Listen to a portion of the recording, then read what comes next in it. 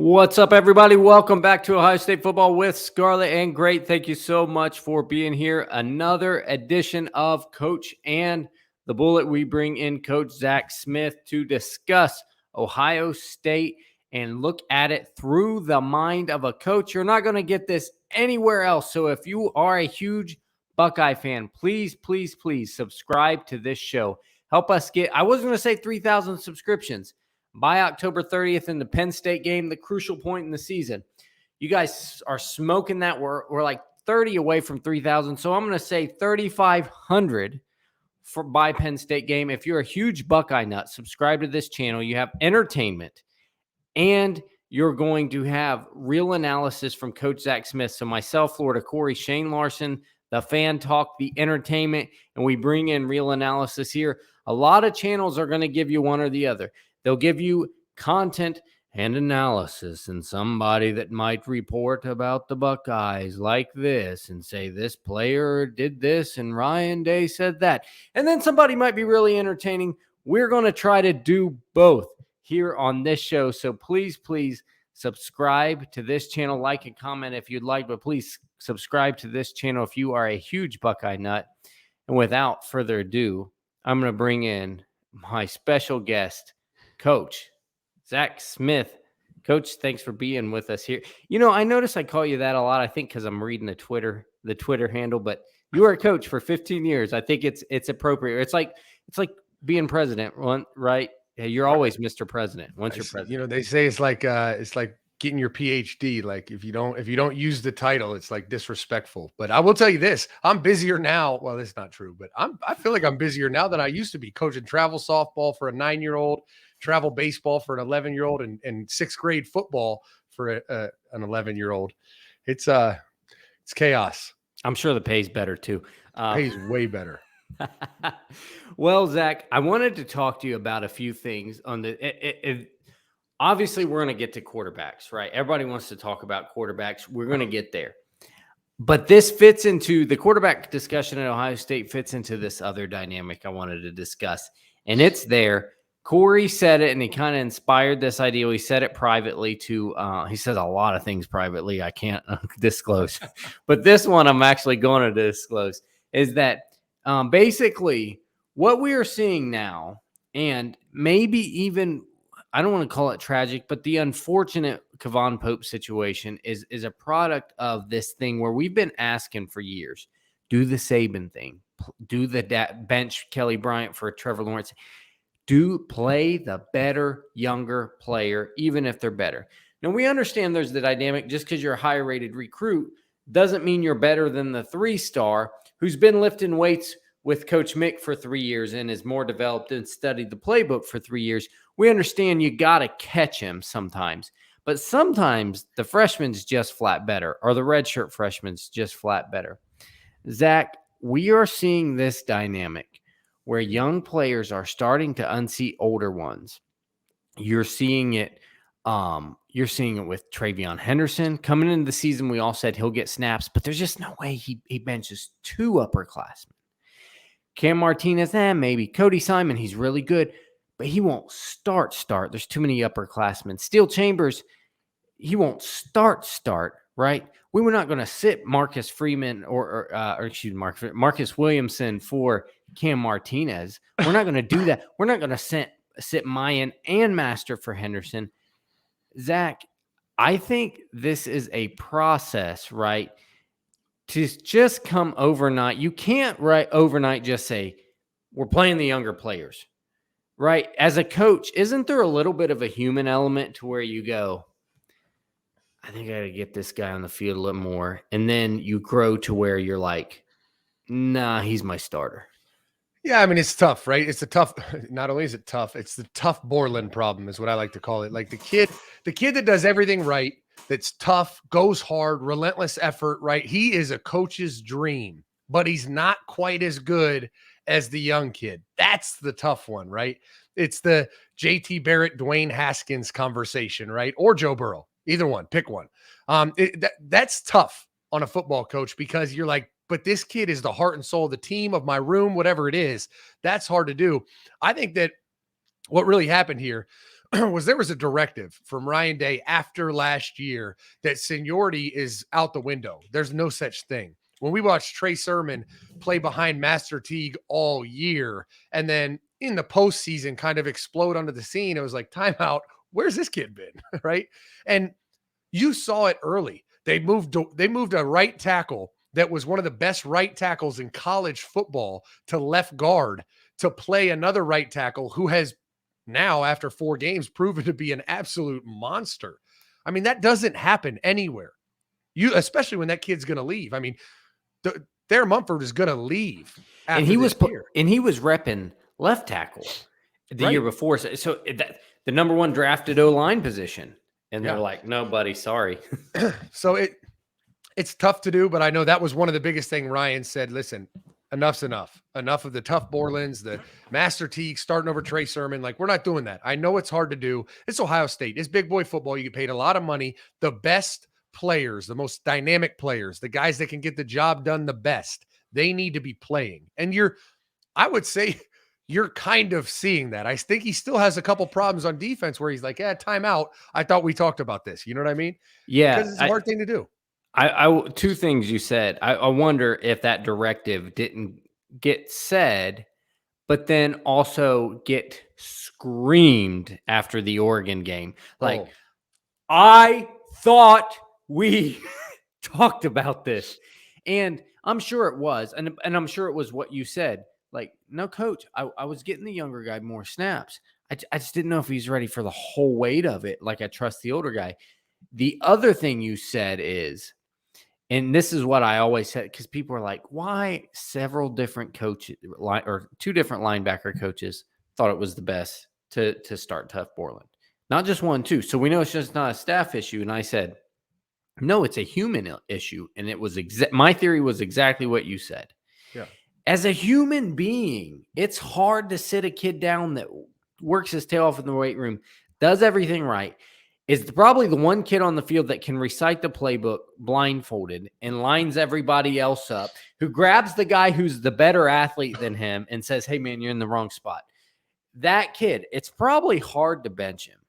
Yeah, but it's hard to bench him, but it's not hard to find a role and work them in, right? I go back to Curtis Grant and Raekwon McMillan. Curtis Grant was a really good player. He was the heart and soul of the entire defense, maybe the team, some would argue, right? He was that guy. And so he needed, when Raekwon started playing more, Curtis, you couldn't bench him because 1, he was a good player. He served a purpose, right? And 2, he was your heart and soul. So Luke Fickell had the wherewithal to find the best way to employ both, right? The answer is not don't play Raekwon McMillan.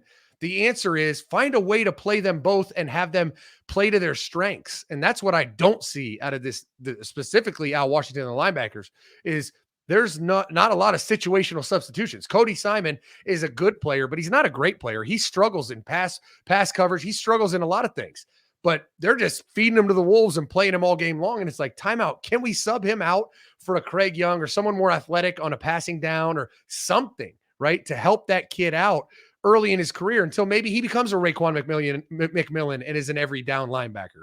But we're not seeing that right now. Yeah, you are seeing him on the field, but I guess that people would say, well, he's a step up from Tommy Eichenberg, so I guess get him out there. And part of that, Zach, is, not to get off on a tangent, is this weird 4-2-5 bullet box safety thing where you've just eliminated a Sam linebacker. And I'm like, look, defense have been dominant with Sam linebackers for years. We don't need to eliminate a position to teach a kid a new one. You know, we have Steel Chambers proved that he could fly around. He's a former running back. You know, he can fly around and drop in zone and play a little pass coverage and play that alley defender. But just, you know, it's one of those things. Okay, Lathan Ransom was the next guy up. We put him in the slot, right? Okay, he's not holding up. He's not holding up. Maybe I try Cam. And then you saw last time, it is Cam. Cam is the guy out there. And that's the process I'm interested in taking over is you see them dip their toe in the water, right? Mm-hmm. A little bit. And you say, maybe I'm going to rep this guy in there. No, he's just better. Get him in there. And you saw they did this a little bit with the both safeties, Ronnie Hickman and Lathan Ransom. It turns out both of them are a little bit better away from the line of scrimmage. Yeah. So maybe we move them back there. Maybe make a true strong safety and a true high safety out of these guys, and you can actually excel. Speaking of which, Zach, though, we have this quarterback situation. Comment below who you guys like the both, Stroud, Kai Mack, or Jack. Who did you like seeing the most? Let me know below. Zach, maybe with this young guy situation, I get it all. Quarterbacks are young, but maybe Kyle McCord can jump over. He's a true freshman, can jump over redshirt freshman CJ Stroud, or down the road, Quinn Ewers. Can he leapfrog someone? Can you see this same dynamic? They get really fun to talk about. I was just going to say, you left off Quinny Ray Cyrus. Like, there's no way you're not going to put him. Don't comment. Did you hear that locker room report? Yeah, I read your report, Johnny. I did. But, it's a unique situation. Obviously, the quarterback position is a tough position. I think you got two things going on, right? One is either CJ Stroud, Kyle McCord, and Jack Miller aren't quite ready for this stage yet, or CJ Stroud is actually better than the other two. He is truly dinged up. Those are your two options, right? Because if CJ Stroud is not truly dinged up, and save the narrative about he rested him, his shoulder, all this other stuff, he either has a shoulder injury or he's using it as an excuse. Those are the two options. And if it's not an actual injury, that means he's the best of the three, and all three are not ready. That's just the reality of it, right? I told you this off air. We learned nothing from the Akron game, and anyone that thought we might learn something, I guess was hopefully watching, right, with hopes and wishes and dreams, because that team was bad. That being said, there has been some opponent devoid issues with CJ Stroud, right? Like, doesn't matter who the opponent was, he would not be pressured, make a throw to an open receiver. You and I could cover them, and it wouldn't have mattered. And he missed them, right? You didn't see that as much this past Saturday. That being said, I would challenge stat watchers to watch the film and show me when Kyle McCord made a great throw, right? Or Jack Miller. They made some okay average distance throws, right? Kyle McCord had 2 touchdown passes. One of them was a jet sweep that was a touch pass. The other one was a deep dime, that little push pass. What a dime. The push pass. The Geno Atkins special, Geno Smith special from West Virginia. And then his other one was an inside fade to Jackson Smith and Jigba, where he threw it inside and underthrew it. It wasn't a great throw at all. And a better opponent might have picked it off or certainly broken it up. And Jackson made a great catch. So we learned nothing in the Akron game. Obviously, CJ has long been thought of as the best of the three. And I truly think that this is going to be a year where we just have to struggle through some of these growing pains, and either CJ gets healthy, if that's a real thing, or they all struggle and we go into next spring with a wide open quarterback controversy, and the mullet from Texas is walking on stage to take the job. Okay, I got to have a brutal honesty moment. This is how I interpret this shoulder issue. I'm going to be, because Ryan Day he helps the kids at the press conference. He doesn't say everything on his mind, and he protects the kids. He didn't say, I'm going to put CJ on the bench till he figures it out. He said, no, his shoulder's not feeling good. I'm going to rest him, right? And that's what a good coach does, right? He doesn't throw his young kids to the wolves. But this is how I interpret Ryan Day if he was brutally honest. Ready? Yeah. When you ask him at the press conference about the shoulder, he goes, look, I'm not sure the shoulder is a thing. I believe him it's sore. I believe him it doesn't feel very good. We've looked at the images, and the doctor even says it's just pain management. There's nothing really actually wrong. And to be honest, I don't know if he's missing some throws because he's nervous or if he's missing some throws because his shoulder hurts a little bit. I can't figure it out, and I'm working on it. Honestly, that's how I interpret it. See, I do believe he throws some absolute dimes. See, you can look at the film. CJ at times throws some absolute dimes, and then at other times, It's all over. Well, and you know, I think I've gotten pretty decent at coach speak and reading it, right? And how I interpret what Ryan has said is similar to what you said, but he also has been pretty vocal about like, yeah, he's got to learn how to fight through, nagging things. That's And it. here's what you have to remember now. CJ Stroud has scrambled for 25 total yards this year. So it's not like he's running the ball a lot, getting hit a lot in games. He is touched 0 times in practice. So where is all this wear and tear coming from? Is he falling down off the bus, like going to class? Like where? I get it. He gets hit some, but he has one of the best offensive lines in the country. How many times has he been sacked?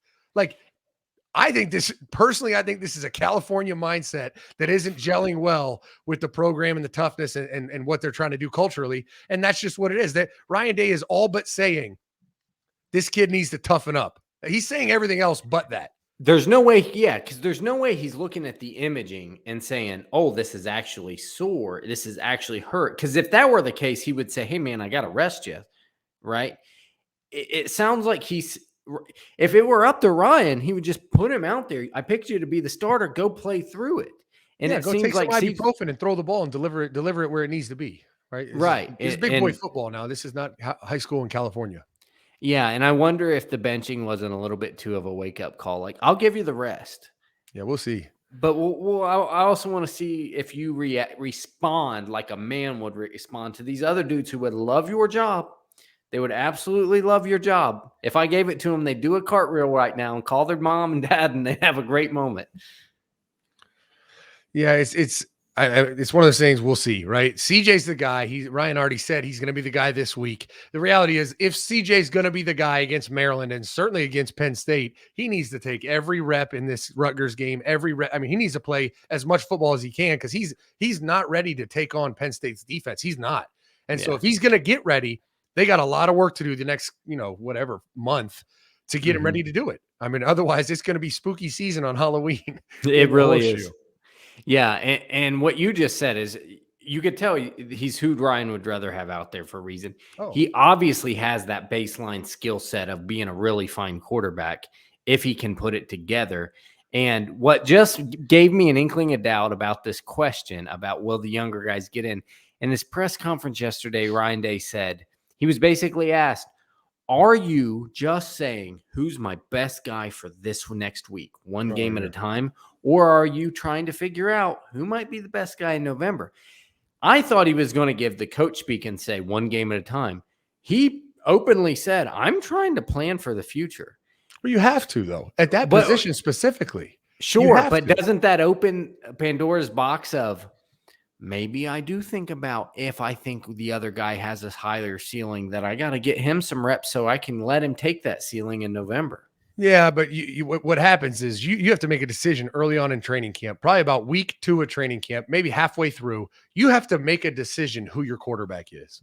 And once you make that decision, if you go back on it and flip it and pick someone else at any point, you are done for the year.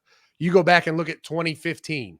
Cardale Jones is the quarterback coming out of training camp, right? He was the quarterback for the first half of the season, and Urban looked at me and said, I effed this thing up so bad. And I was like, what do you mean? He was like, JT should be our quarterback. And I'm like, oh boy, here we go. Then he pulls Cardale, puts JT in, and we all saw what that all ended up looking like, right? It was a mistake made early in training camp, and it's a hard thing to fix.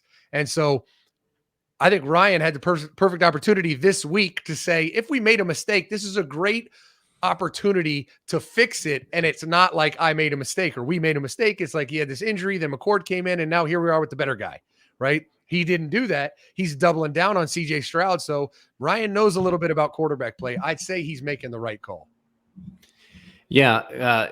Excuse the DEA bus going on in my background. I don't know what in the world's happening, but anyways, so people, for real quick, Zach, for the people screaming, Jalen Hurts, Tua, and Kelly Bryant and Trevor Lawrence, it only works to flip it midseason when there's a huge gap. Huge and obvious gap between the two, right? Yeah, I don't know if it even works midseason. I mean, you talk about Jalen Hurts and Tua. I mean, that was at halftime of the national championship. That's true. That was nothing to lose. Yeah, I mean, that was 30 minutes of magic that happened. I mean, it wasn't. And you were going to lose if Jalen stayed out there. No, and so they pulled the plug, and Tua made a couple great throws, and the rest is history. But that wasn't a program shift from one guy to the other. You know what I mean? That was a really, and they made the right call. But so I'm not saying, who knows if that could happen here. But I think to make a full-fledged switch right now, would be a great time to do it. But he's not doing it, so that tells you everything you need to know. Yep. Yeah, maybe almost the opposite of what I said is that maybe McCord was better right then, but Ryan figured in November CJ would actually be better. So he picked him and he said, I'll groom him and get him there. So I would love to be a fly on the wall in that room, but that's why we just can sit here and speculate it all day. Went a little longer than I wanted to, Zach, but I do appreciate your insight on this, a very, I guess, fluid and just interesting situation. That's why we love having you on here. Well, I appreciate you having me on. All right, guys, everybody, make sure you go subscribe to Menace 2 Sports, listen to the podcast, watch the YouTube videos for the best analysis in college football. Thanks so much for being here. Everybody who watched, as always, goodbye, God bless, and go Bucks.